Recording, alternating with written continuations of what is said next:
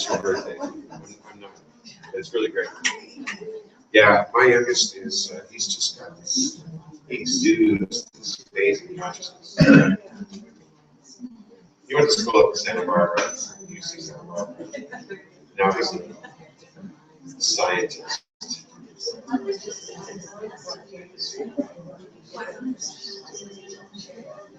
Yes. So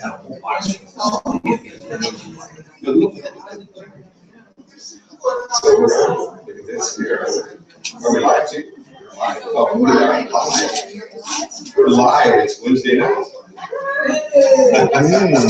Okay, so I'm Reverend Greg Dorst, and we have the amazing experience of being a live stream tonight in a way that we haven't been before. So all of those people that are out there, and I'm certain there are millions of them because Ron has Facebook fans all over the world. Why don't we let them know we're here?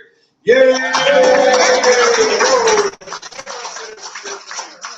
Look at the Wednesday night sanctuary, the chapel as we call it. I just see thousands of faces, and that's because I have double vision. I put my glasses on and I see, wow, we have quite a crowd tonight. This is fantastic. I'm so excited to have each of you here for our service tonight and for our magnificent speaker. I would like to begin by getting a tiny bit personal. I have a son-in-law who has just developed the appearance of appendicitis. And it's not just his idea. The doctor believes that he has to have an emergency appendectomy, so he is on his way to the hospital now for some sort of treatment in that regard. And I think that what I'd like you to do as we move into this space where we open up with an invocation with a prayer, what I'd like you to do is join me in holding him in the light and holding that high watch for him. And his name is Kyle Bachman. Many of you have seen him at services. He is a young man who works very hard in the weight room. In fact, he thought maybe he'd strained himself in the weight room, and that's why he was feeling a little discomfort. He's also the kind of guy that has a high threshold of pain, so he just pushes it and pushes it and pushes it. And so he's found himself in that position where I think he needs our help. And so as we move into this space where we invoke the presence of God, which is here, right now, I ask that each of you hold Kyle Bachman in the light. So please join me in prayer. Please know with me, as we relax into this moment, that God is present right here, right now. That this infinite, creative, healing source is moving in, around, and through all things, through our thoughts, through our consciousness, through this service tonight, through this prayer, through everything that we think, everything that we feel, and everything that we know. God is present. So I know that this amazing power, this source, this power for good is a healing power. And this healing power knows exactly what to do. And this healing power is right here and right now concentrated through our consciousness on Kyle Bachman. We know that he is with the right and perfect doctors. We know that he's in the right and perfect place, that the right and perfect diagnosis is obtained, and that he moves into a place where the appropriate medical procedures occur and that healing begins immediately. And I know that this is so. And I know that anyone who is in need of any healing right here and right now is placed in that same light, that there's perfect assimilation and elimination for anybody and everybody who is here with us now, and anybody who is in mind as well. So I know that this place, this Claremont Center for Spiritual Living, is such a beacon of light and magnet for those who are spiritual, who are attracted by our spiritual beacon, are in spirit with us as we move through this service tonight. We're so thankful to have our board of trustees and our speaker and our assistant ministers and practitioners to guide us and to bring us to that place where we grow and become all we can be. So it's with great thanksgiving that I allow this to be. I just let this be. I release this into the law of mind, and together we say, and so it is. Somebody turn that a little bit. Thank you, Ellen. I appreciate that. So we're going to have a reading in just a moment, but I always like to share something with you guys that's on my mind. And those things that are on my mind sometimes end up on paper. So I have a chance to sit in front of my computer and whatever's on my mind, I just bang it out. So I was sitting at my computer and I thought, well, you know, love, that healing power of love, that really the presence of God is love. And we are all in need or desire all the love we can possibly muster. And so in order to do that, we give it so that we can receive it. And it's in our mind. It's the way we relate. It's the way we see the world through loving eyes. And so I thought I'd write a little bit about that. I call this My Love Now. It is the purpose of this teaching to lift us to a higher state of consciousness, to move the highest in us toward confidence and self-assertion. That which stirs the highest in us is our teacher and healer, and is often found in the silence of deep reflective thought and prayer. Let's just let it get back on music. Thank you, Ron. This reflective thought, or sometimes even the absence of thought, creates a receptacle for intuition or divine guidance. To be such a receptacle is the essence of loving oneself. And so I say, there's one love. That love is God's love. That love is perfect. That love is my love now. February is the month of love, and of course, we want to be loved and to love. We begin by becoming a receptacle for love through genuine spiritual practice. In the time it takes to fill the gas tank of your car, of our car, we can become a receptacle for God's infinite love.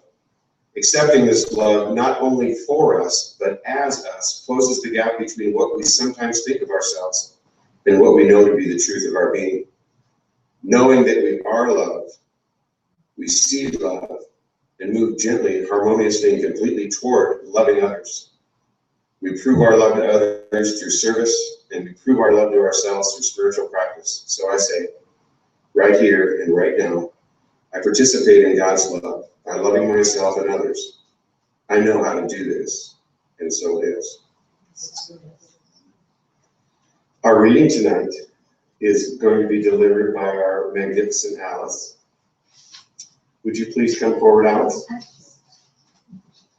And thank you for your thoughts. Thank you for putting them on paper. Sure. And I will be one day doing readings of yours. But tonight my reading is, it's in memory of my dad. And my dad was someone that I loved very much. And he's been on my mind lately. My parents seem to be on my mind a lot as I grow older. And I have a birthday coming this month. So when I read this, I thought of Dad. And my dad was a happy man.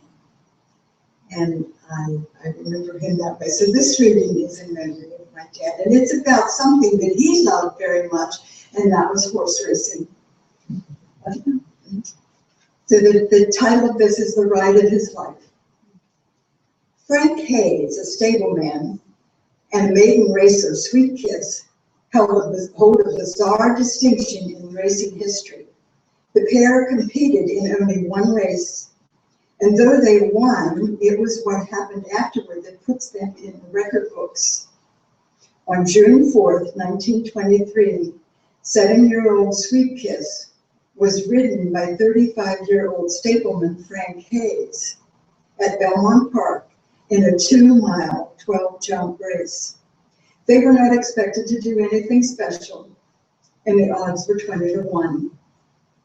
Surprisingly, the hard-working filly and her makeshift jockey went way ahead. When the overjoyed owner approached to lead her to the winner's circle, she made a shocking discovery. Frank Hayes was dead in the saddle. A heart attack had killed Hayes sometime during the race. It was noticed that Sweet Kiss had swerved slightly while approaching the final jump, and many surmised later that her swerve had been caused by Hayes slumping forward in the saddle. Since he had stayed on her back the entire race, Sweet Kiss was declared the winner, making Hayes the first, and so far only, jockey to have won a race after death, and the only known jockey to have an undefeated record. Hayes was buried in his racing silks 3 days later. Sweet Kiss, meanwhile, was never raced again. Though she was a proven winner, no other jockey would dare to ride her. She was thereafter nicknamed Sweet Kiss of Death.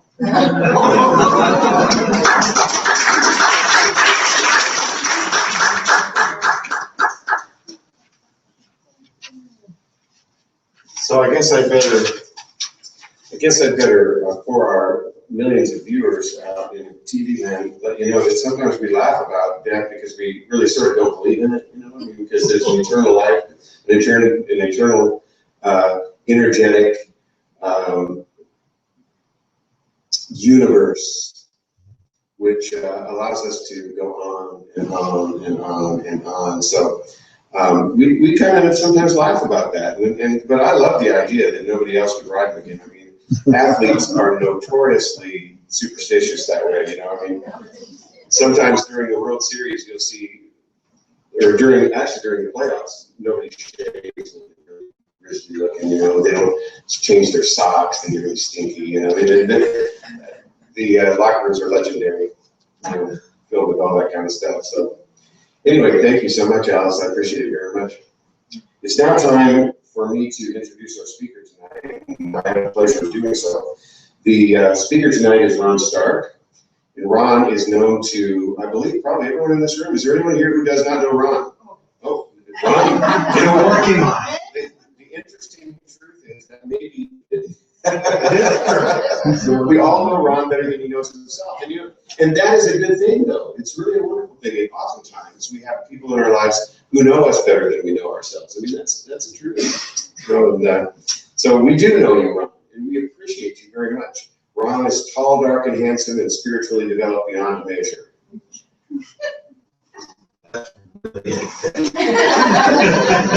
I'll tell you, you put together a program tonight that's already begun as far as I'm concerned. I see this bookmark here that has some of the things that you're going to be presenting us, and I'm excited already. I truly am. I am very happy that you said yes when asked to speak on Wednesday night. I'm really happy with the subject matter that you've chosen. I can't wait to hear it. So Ron, would you please, after our rousing round of applause, come on up and talk to us.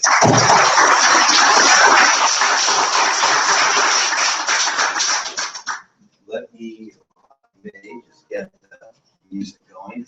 I like background music.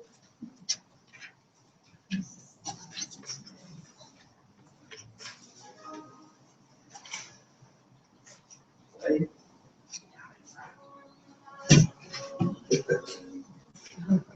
There we go. All right. Well, welcome, and thank you to everybody that took time out of their schedule to be here tonight. It's really an honor for me. And I'll start by saying that tonight's talk is really no different from most of the writings and research that I've done. And it was for me. For those of you that might follow me on Facebook, those posts are all for me. But if there's anything that I want to share that helps anyone else, then I'm really, really happy for that. Forgiveness, for some of us, is one of the most difficult and rewarding lessons to learn. As Reverend Greg said, most of you know me, but when I do my spiritual writings, I use the pseudonym Joe. That's That's why you see Joe on the bookmarks. And I go by Joe for two reasons. The first is really important to me. It's a constant reminder to me that I am no more or less special than anyone else. I'm just a regular Joe. And the other reason is Joe serves as an acronym, J-O-E, Journey of Enlightenment. And that reminds me that it is a never-ending journey. It's not a destination. And I wasn't kidding when I said I don't know myself yet. And that too is a never-ending journey as I grow and evolve as a person. There's a couple of quotes on the bookmark, and I'd like to start with one of my favorites. There is reality, and then there's our version of reality. Life is like a giant movie screen or mirror reflecting back to us what we project upon it. So what causes our projections upon the movie screen of life? I think a lot of things do. Race consciousness, cultural norms, belief systems, thoughts, memories, hurts, pains, fears, all of this we tend to filter our perception of reality through before projecting it onto the canvas of our life. The title of this talk is Dancing with Your Demons, the Gift of Forgiveness. Now, when I say demons, I'm not talking the Exorcist kind that spin heads around backwards and spew gooey green goo. But I'm talking about the demons that most of us carry within us. Now, these demons sometimes come from cultural and family belief systems. Sometimes they're placed painfully within us by others. But most of the time, they're created in our own minds by our own imaginations. I'm not entirely sure that all of our demons can be completely exorcised or removed. But I do believe if we're willing to go on an internal hunting expedition and choose to seek out our demons, meet them head on, to embrace them, feel the emotions, learn to dance, understand, and make peace with them, that our lives can be improved immeasurably. Battling our demons is always a no-win situation. In fact, battling them gives them power over us. Yet when we learn to dance with our demons, while we may never be able to rid ourselves of them completely, we can become their partners in life. Another of my favorite quotes, and one that I try to remind myself of often, because this is not always an easy journey, is be brave, be honest, look deep within, find each of your demons and make peace with them. Only then will you truly be free. So let's start with the question, how do we create our own demons? We often carry hurt, pain, anguish, distrust, betrayal, and other negative emotions deep within us. Many people believe it's easier to push these emotions deep down within us, when what we really should do is accept and honestly feel the hurt and pain, to honor the lessons learned, forgive where forgiveness is necessary, either for ourselves or others, and then release and let it go. So what happens to all those negative emotions that get pushed deeper and deeper down within us? Well, they begin to act like a dark, negative filter through which we view our life, often without even being aware of it. What I refer to as inner demons, Ken Wilber in his wonderful book, Integral Spirituality, referred to me by our own Reverend Gray, calls these shadows or shadow emotions. And just like a real shadow, they follow us around wherever we go. Only these shadows are much akin to putting on dark glasses and not being able to see the bright, beautiful world through them. In his book, Ken Wilber describes shadow emotion this way. If I become angry at my boss or someone else significant or impactful to my life, that feeling of anger can become a threat to my own sense of self or who I think I am. For example, I'm a nice person, and nice people don't get angry at others. So I might choose to disassociate, stuff, or repress that anger, but ignoring it doesn't make it go away. It merely makes those angry feelings feel separate from us, outside of our own consciousness. I might be feeling anger, but it's no longer my anger. The angry feelings are put outside of myself, where they now seem foreign or separate from my awareness. I then might find myself projecting that anger outside of myself and very likely not even being aware of it. The anger continues to rise and to grow. And since it can't be me that's angry, then it's got to be someone else, right? All of a sudden, the whole world seems full of angry people. And all of that anger seems directed at me. In fact, now my boss isn't only angry at me, I believe, but I think he wants to fire me. So now my projection of anger has made me not only mad, but sad. And how can I release that depression without first re-owning the anger? Rather, that shadow is going to follow me around, projecting onto my sense of reality through this false belief. So with that said, then there seems to be shadows everywhere. Whenever we disown, or worse, deny our own inner qualities, we then tend to project those qualities outward.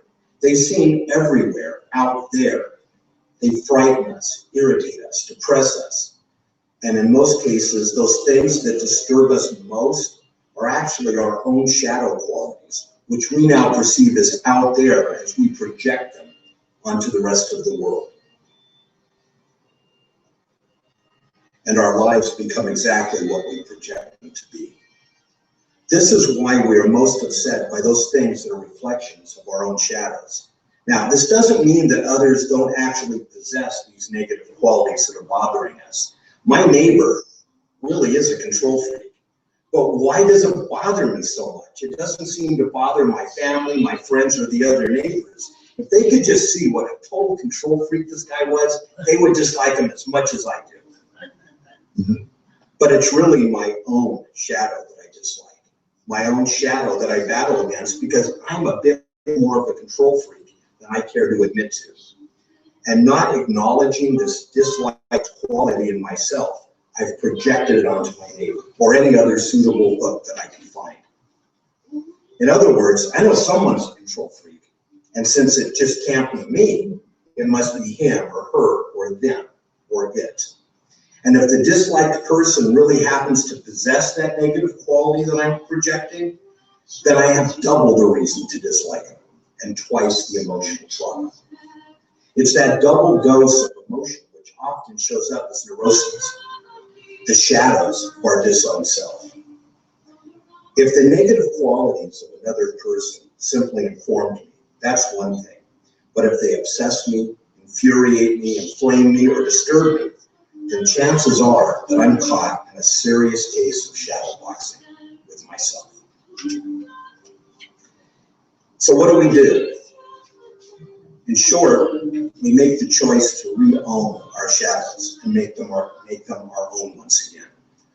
We make the decision to feel the pain, which isn't easy, to deal with the issues, to find the lesson, and then we forgive and release.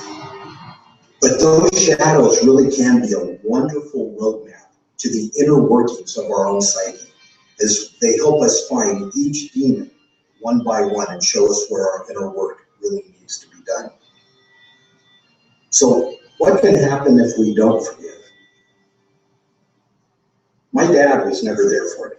In fact, shortly after my 16-year-old brother Russ died of childhood leukemia, one evening my dad, in a fit of anguish and rage, yelled at me that the wrong son had died. When he transitioned recently, my dad left myself, and more importantly, his grandkids, nothing from his formidable estate. So how do you forgive a father that was never really there for you, knowing he believed the wrong son died? How do you forgive a brother that you love dearly for leaving you? How do you forgive the burden of knowing your mother took her own life, preferring to be with her dead son than the living one? How do you forgive anyone that's hurt you? Well, for a long time I didn't. I didn't forgive my father for his feelings towards me, my mother for abandoning me, my brother for leaving me, or myself for my own deep-rooted insecurities and neuroses. And these led to a constant need for approval, false arrogance, and a myriad of shadows that haunted my life. Carrying that kind of hurt, pain, and abandonment inside of me shaped my view of the world and the people in it. I lived life like Eeyore. I was always the victim. Only bad things ever happened to me. And that's a sad and lonely life that I chose, and it slowly devoured me from the inside. Holding on to these kinds of deep-rooted negative emotions can manifest in all kinds of bad ways. Illness, disease, failures or perceived failures, an inability to trust, love, and more. So what's the answer? Is there a solution? We learn to forgive ourselves and others. We dance with our demons. We learn the lessons of loving kindness and forgiveness. We realize that we forgive for our own benefit because we've seen that unforgiveness saps our energy, drains us, and monopolizes our thoughts, often keeping us stuck in the past. Whether the negative incident is large or small, we must forgive. And just as importantly, we must learn to release so that we can focus all of our energy on the good we desire, not on what's hurt us in the past. Now, when I talk about forgiveness, I sometimes get pushback. But if I forgive and forget, aren't I just giving them permission to do what they did to hurt me all over again? No. Forgiveness is not necessarily about condoning a behavior or accepting it in the future. Our only job is to fully forgive the other person or ourselves and retain the lesson learned. We let go of the sting, we release the bitterness, and we hold on to the wisdom gained. We're wired to learn from our experiences so we can apply them to our learning in the future. But when an experience or person has hurt or damaged us in some way, it can sometimes be difficult or take a while to see through the pain to the lesson. And unfortunately, the kind of forgiveness most of us have been taught does not include release, so we seldom get to see or understand that kernel of wisdom that's there. The practice of forgiveness includes retaining the wisdom gained from the experience.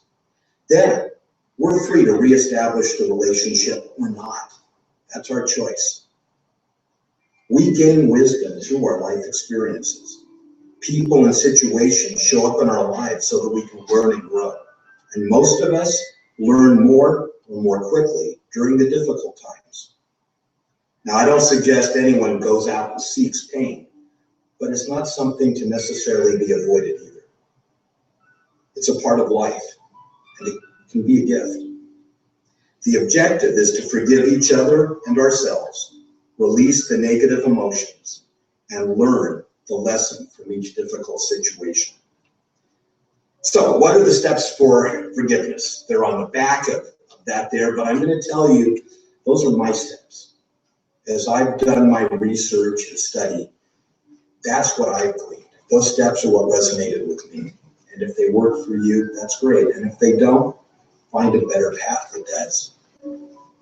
The first step is to recognize the issue, problem, or challenge. This is when we're re-owning the shadow, re-owning the hurt. Be honest about your reaction to it. Honor it and allow yourself to feel it completely. Let it bubble up. If we don't feel the hurt, we can't let it go. And if that means you go out to the beach and you look out at the ocean and you cry, or you tear up weeds in your garden, or you punch the heavy bag, whatever it takes, feel the emotions. The second step is to accept full responsibility. Now, not necessarily for what happened. I'm not one of those people that believes that we attract bad into our life on purpose so we can learn lessons. But when something bad has happened, we do have to accept full responsibility for how we're managing it, how we're dealing with it, and the emotions we're attaching to it. The third step is to find the lesson. Even the smallest glimmer of wisdom is the key to forgiveness, which opens the door to release. The fourth step is forgive yourself and others. And again, this doesn't mean that if someone's harmed you or done you wrong, they now need to be your best friend. We forgive for ourselves as much as for others. We've all heard the saying that holding on to anger towards another is like us taking the poison pill and hoping they die from it. My belief is if someone does me wrong and offers a sincere apology, I do often choose to forget. and wipe the slate clean for a fresh new beginning. If someone has done me wrong and does not show any remorse, to forget, in my opinion, would be an invitation to repetition. Like the old saying goes, you can never make the same mistake twice, because the second time it's no longer a mistake, it's a choice. The fifth step is release, and this, I believe, is the most important part of the process. We can forgive or claim to forgive while still holding on to a certain kind of self-righteous indignation. And this continues to be the poison pill consuming us from the inside out. Retain the lesson and let it go. So now, with your permission, I'd like to do 2 brief guided meditations. The first will be on loving kindness, or what the Buddha called Metta Sutra. The second meditation will be a forgiveness exercise that I hope you'll all find as freeing as I did. So, are you all ready? Should we dim the lights a bit, or should we keep going? Yep, okay. I see heads nodding. And either that was an agreement or dozing off. I'm not sure.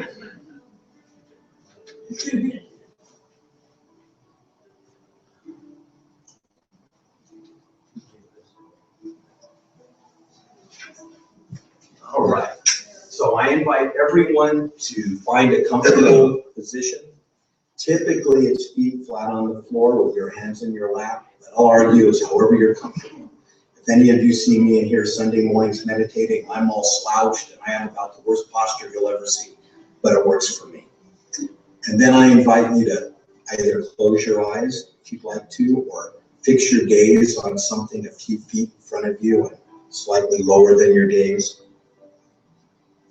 And we start as we always do, or as I always do, with 3 deep cleansing breaths.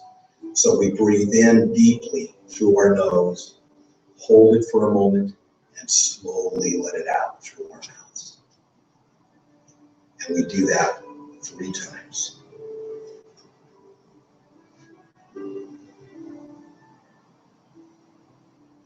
And then simply concentrate on your breathing. Each breath in filling you with peace, contentment, relaxation, and calm.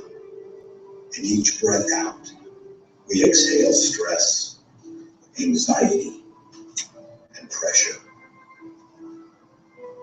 And now, if you would, turn your attention to your feet and let all the tension, anxiety, and pressures of the day flow down through your body and into your feet.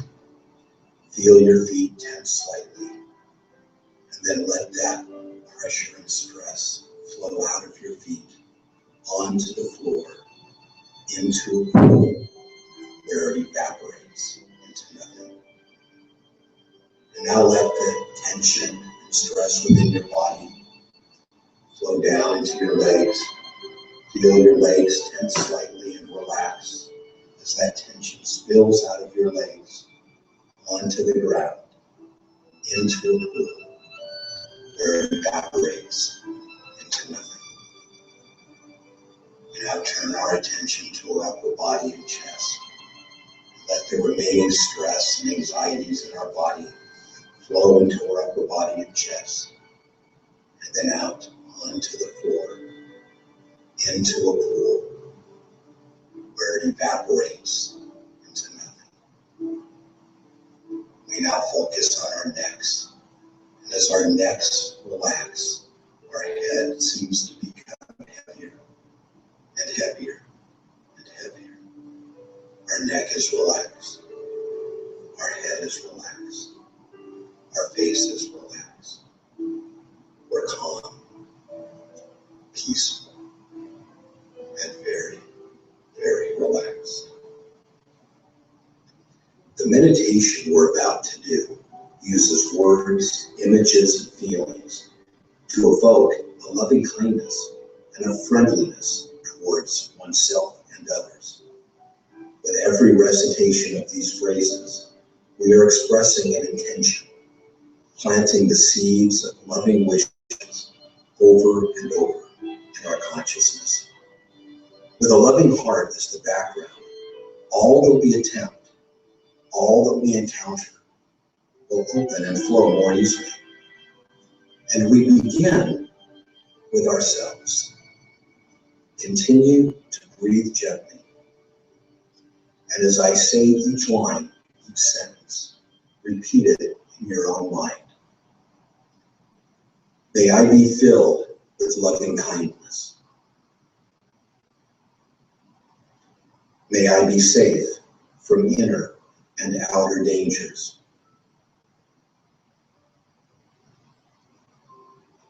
May I be well in body and mind.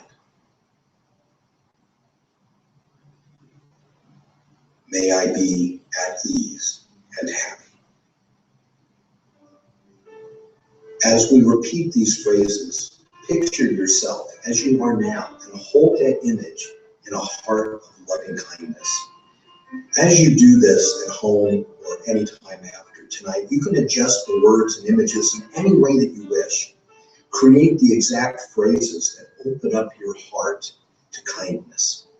Repeat these phrases over and over again during your meditation, letting the feelings permeate your body and mind. Let's say them one more time within our minds. May I be filled with loving kindness.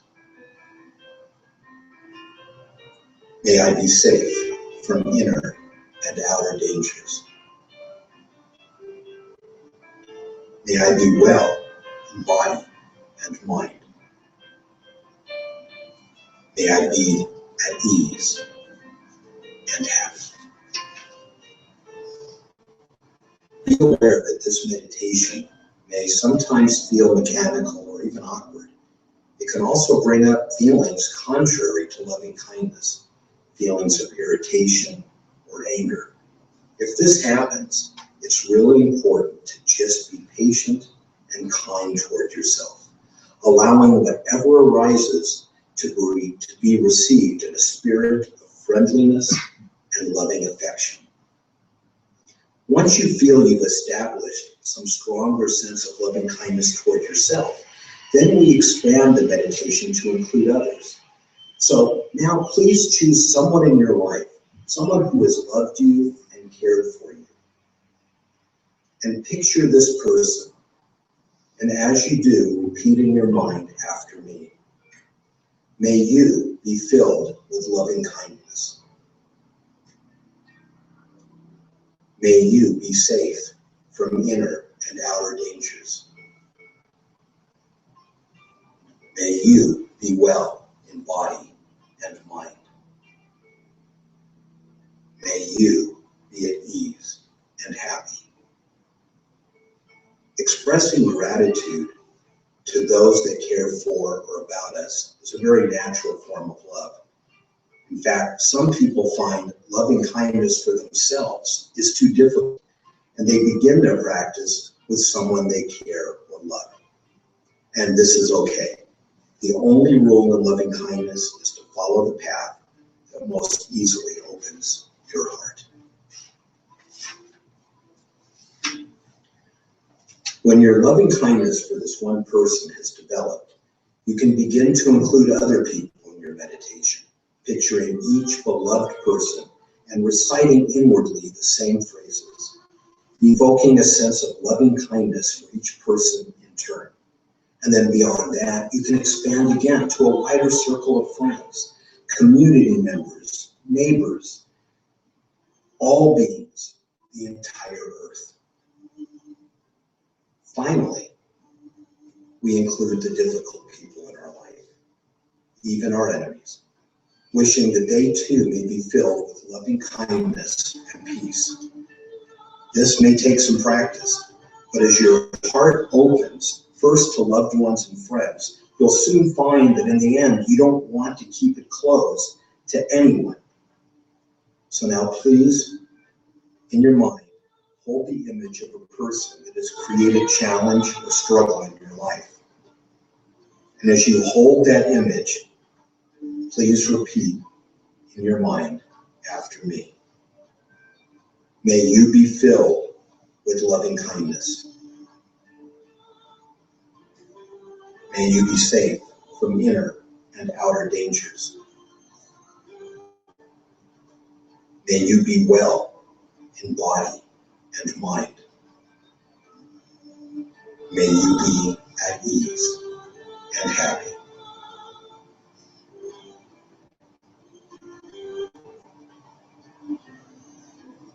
Loving kindness can be practiced anywhere. It will calm your mind, keep your heart connected, and remind you of the truth that we are all truly one.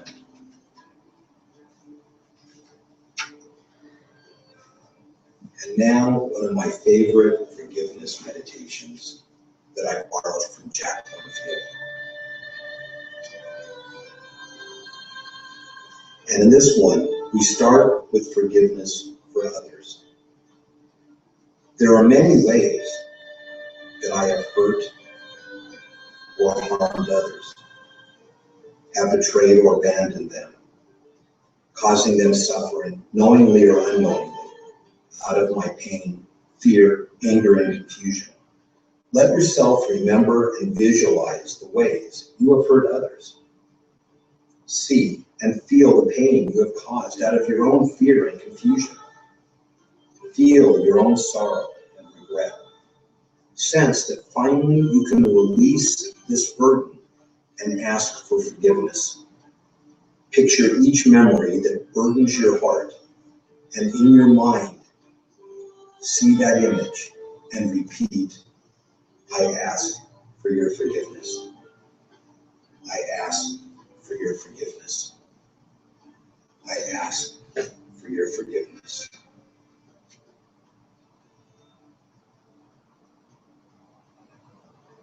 Next, we turn to the one that is often most difficult for people, and that is forgiveness for yourself. There are many ways that I have hurt and harmed myself. I have betrayed or abandoned myself many times through thought, word, or deed, knowingly or unknowingly. Feel your own precious body and life right now. Let yourself see the ways you have hurt or harmed yourself. Picture them, remember them. Feel the sorrow that you've carried for this and the sense that you can release these burdens. Extend forgiveness for each of them, one by one, by repeating to yourself in your mind after me. For the ways I have hurt myself through action or inaction, out of pain, fear, and confusion, I now extend a heartfelt forgiveness. I forgive myself. I forgive myself. I forgive myself.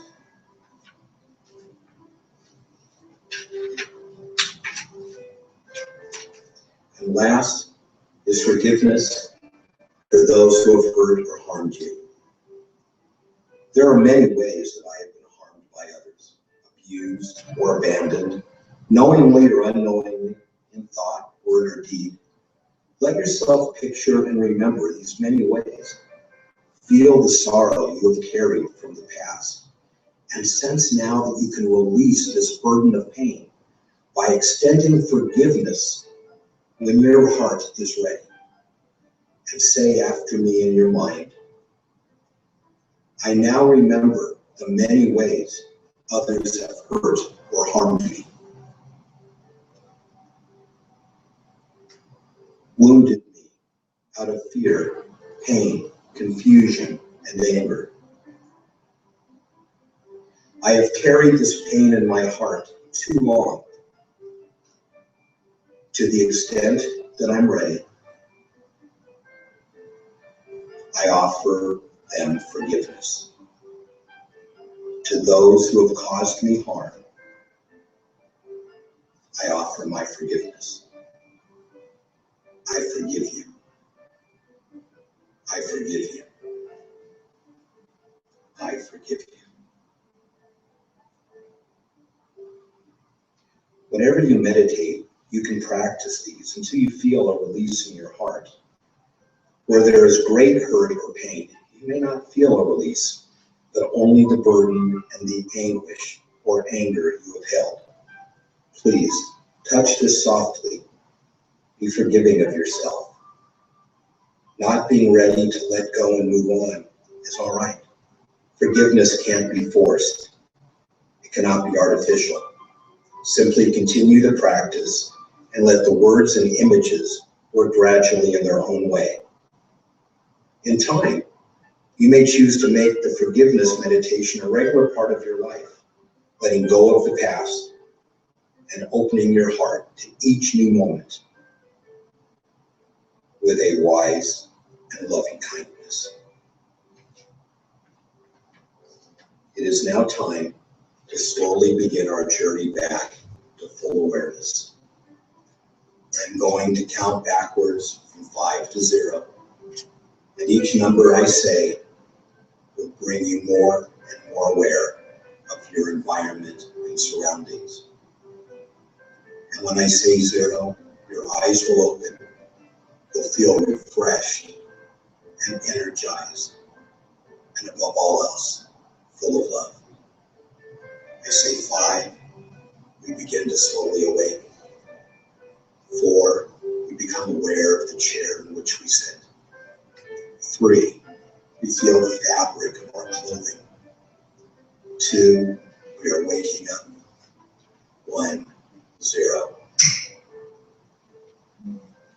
And with that, I thank you all for honoring me.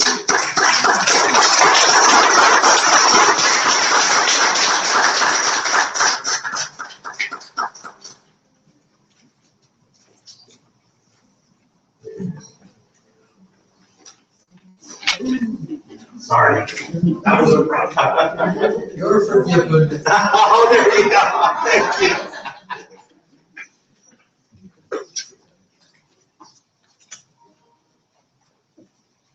Thank you so much, Ron. I sure appreciate it.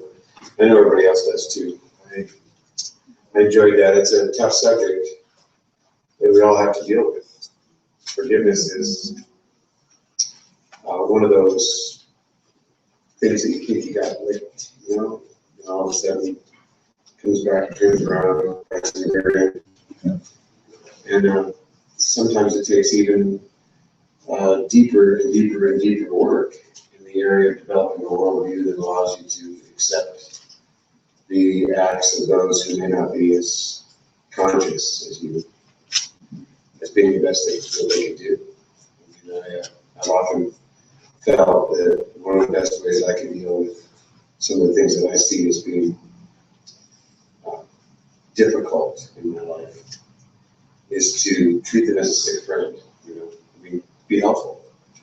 You wouldn't yell at somebody who was sick or spewing out all those awful things. And it's easier for me to look at them that way. Actually, a lot easier for me to look at them that way. I love the tools that you gave us. I truly do. Thank you so much. Another hand.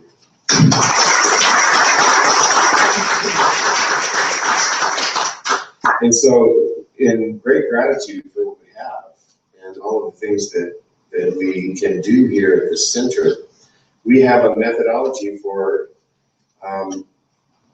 giving and receiving and for participating in that great law of circulation. So tonight our wonderful basket carrier, usher, is Alice. She's doing everything, isn't she? She's doing everything. Almost everything. So we have an affirmation that we say. We take our gift in our hands.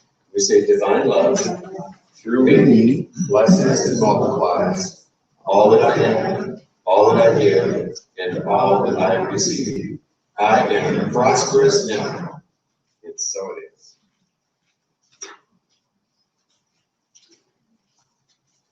And so I ask you, Ron, what book do you think we should buy to use this bookmarking? Is there a special book that you have come across? There is.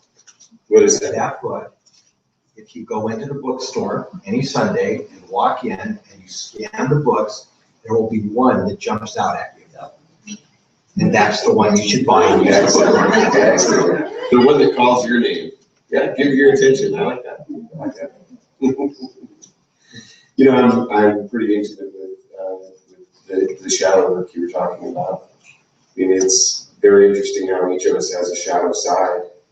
It's mainly those things we try and avoid, you know, those things that we see in other people that we don't like. And there are phrases for that kind of stuff, like if you spot it, you got it, you just don't know it. You know, but if you spot it, you got it. And there's something within us that really holds close to the vest. All of those things that we truly feel, believe, and don't really quite understand that are deep inside of us. And getting to the bottom of those things is so important. I mean, sometimes you don't even recognize that you have this kind of forgiveness work to do until you get gotten down to your shadow self. And believe me, all of us have it. All of us have a shadow self. So thank you so much for being here tonight. I absolutely appreciate it.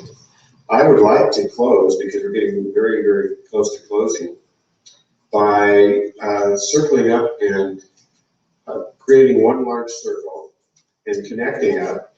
And then while we're circled up, I'd like to do a closing treatment. I'd like to do a closing prayer so that we can move on tonight and know that we are, in fact, as blessed as we recognize we are. And then to sing the song that is one of Karen Gruber's best, I think. And it's so simple. It's I Am So Blessed. How many people know that song? I Am So Blessed. Okay.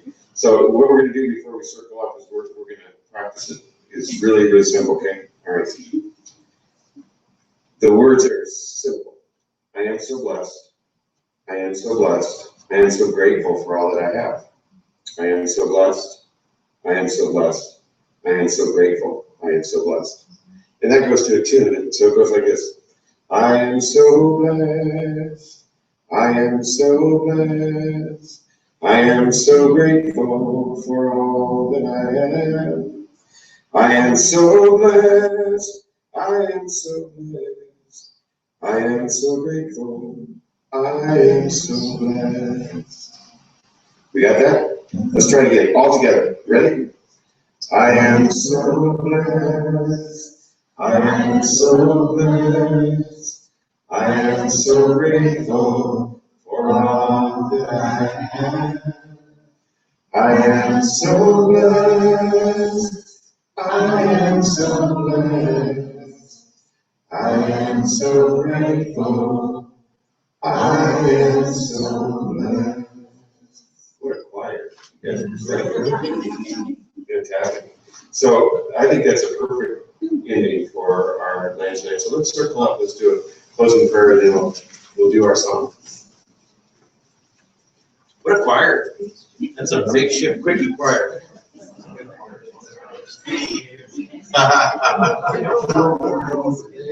We got on the road pretty soon. Carolyn says we're going on the road pretty soon. Oh, this is good. This is the kind of circle we love. It's hand to hand, heart to heart, knowing that each of us here has had an experience tonight that we cherish. We have been together, which is special. We have heard the truth, which is even more special. We've had a great opportunity to take a look at ourselves and to bring into the conversation with ourselves the issue of forgiveness, how that may be holding us back, and where we can go once we use the principles that are so gratefully been given to us by Ron Stark.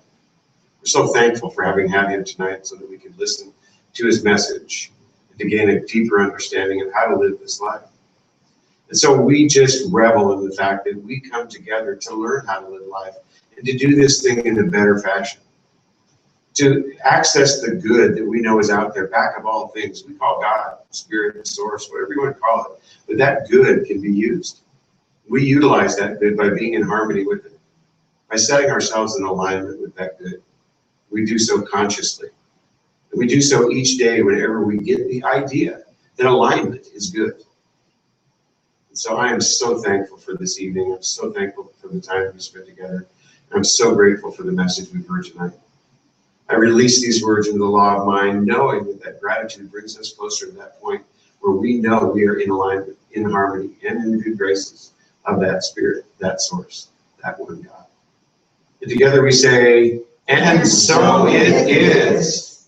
All right, you guys ready? I am so blessed. I am so blessed. I am so grateful for all that I have. I am so blessed. I am so blessed. I am so grateful. I am so blessed.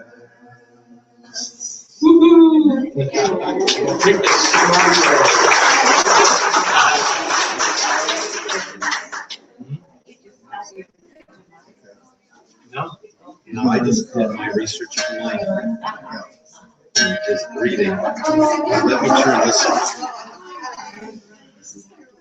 Thank you all. Bye.